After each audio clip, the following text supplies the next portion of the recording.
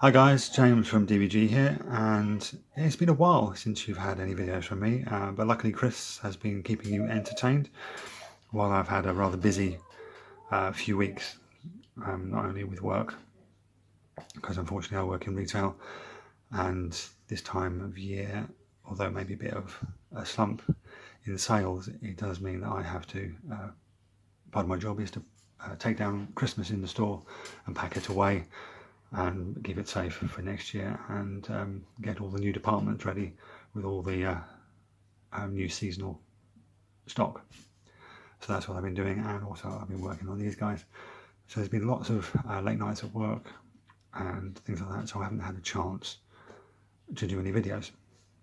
But as you can see, there's another lot of Deathwatch, and what makes it different is I've got a slight different setup. As you can see, I've got a backdrop, and I'm actually using a different setting on my tripod.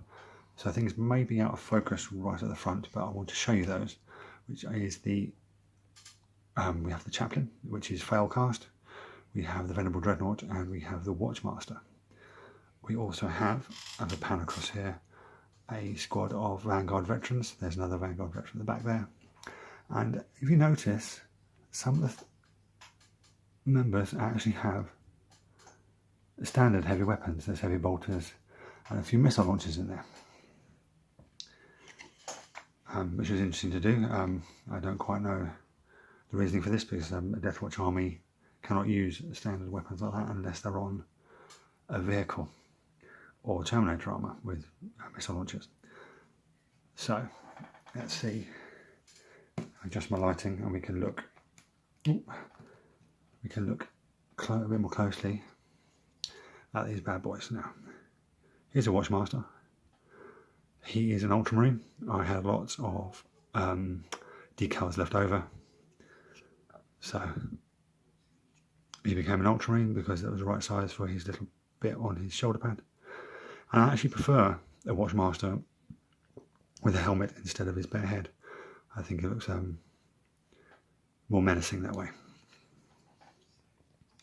And then we have the Failcast Chaplain.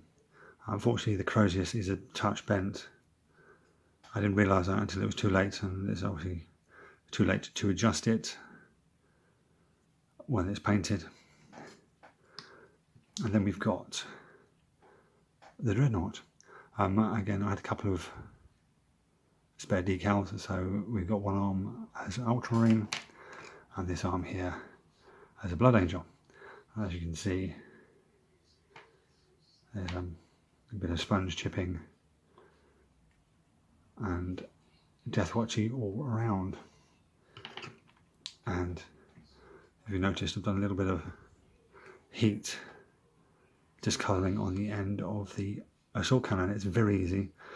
All you need is some Seraphim Sepia and some Jurichi Violet. You just put some Seraphim Sepia on first, all over from the front of the barrel up to about a third of the way of the front of the barrels, and then you do another coat over the front up to about that sort of hexagonal line thing there.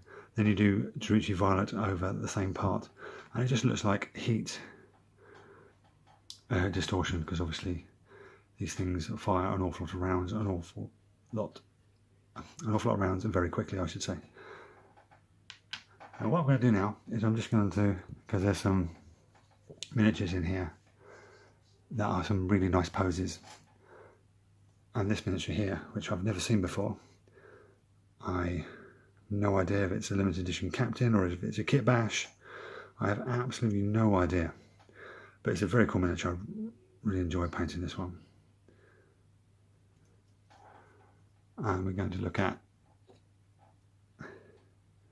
this guy here. There we go. Because I just love this stance with the heavy bolter. As you can see, a little bit of a decal there.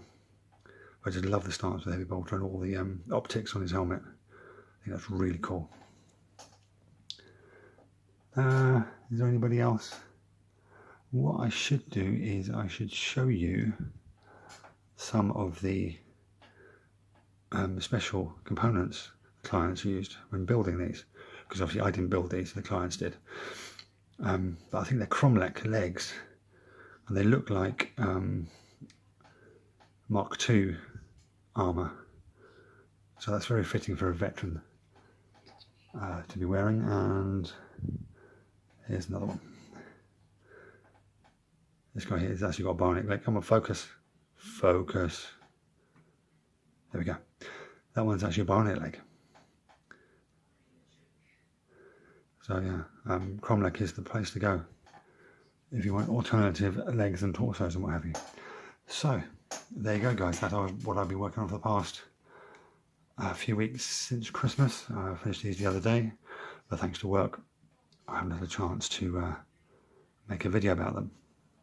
And just a little note on what's coming up from me. I'm going to try and actually do some painting videos. I'm trying to work out how to do it, because obviously I don't have a proper camera. I do everything on my phone. I don't have a stable tripod. What I actually use is an antiquated easel that I bought when I was doing GCSE art.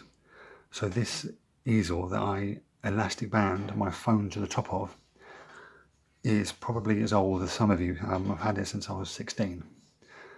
So that's a good 28, 29 years I've had this easel. It served me well. It's still working perfectly well. But that's what I do. I actually elastic band my phone to the top of it, and I use it to steady it if I'm not doing close-ups by hand. So I'm going to find out a way of how I can do that and either paint, because this is the first time I've used this setup. I can actually see, I've got my hands here, I can actually see what I'm doing, and I might be able to paint doing that way, or I can do it stage by stage. So what I'll do is I'll try both. You have to wait until April, because I have April off, so I can do my own stuff, so I can practice on my own miniatures. I have a few bits to build, and I'm going to try and get a 40k and a bolt action army painted in that month that I'm off. So fingers crossed. Anyway, I hope I haven't droned on too long and bored you all. As usual, check out our affiliates and sponsors. Oh no, I don't have any sponsors. Check out our affiliates, Goblin Gaming and White Shark Gaming. Links in the description as usual. And as usual, guys, thank you for watching, and I'll catch you next time.